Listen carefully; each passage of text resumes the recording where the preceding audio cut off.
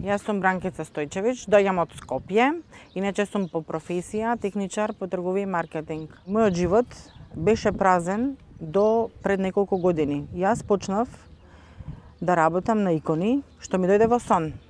Се појави жена во црно и ми рече да работам и се што треба да правам и како треба да работам, јас работев.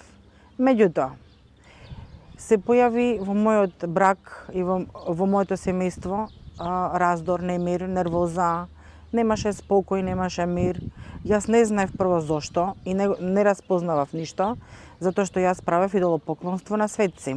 Поминуваше време, бракот беше во распаѓање, не можевме да се пронајдеме кои што сме и зашто сме. Со текот на времето сватив дека правам некои погрешни работи, али не знаев кои. Еден ден во сон сонував човек кој ме повикуваше да дојдам и да се покајам за многу работи. Јас во сонот го видов дечкото што ми викаше дојди за да биде спасена.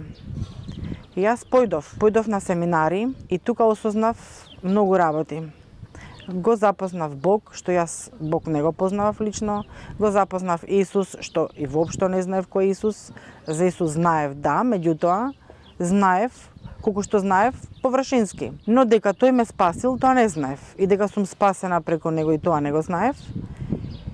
И кога се крсти во Светиот Дух и со водното крштивање, јас станав друга личност. Кога сето тоа се случи во мојот живот, јас станав новородено дете, Бог ме спаси. И јас понизно го молев Бог да ми ги прости сите гревови, иконите, идолопоклонството и светците, со тоа ништо нема да постигне. Тоа е завршено, тоа остана во минатото. И сите оние кои одат по такви работи, значи тоа треба да си го пресечат, затоа што тоа Господ не го дава. Ние да се обраќаме на светци. Господ нас ни вика, приближете се кон мене и јас ќе се приближам кон вас. Се што ќе побарате во моје име, ќе добиете. Ние не баравме во Негово име и затоа што ништо не добивавме.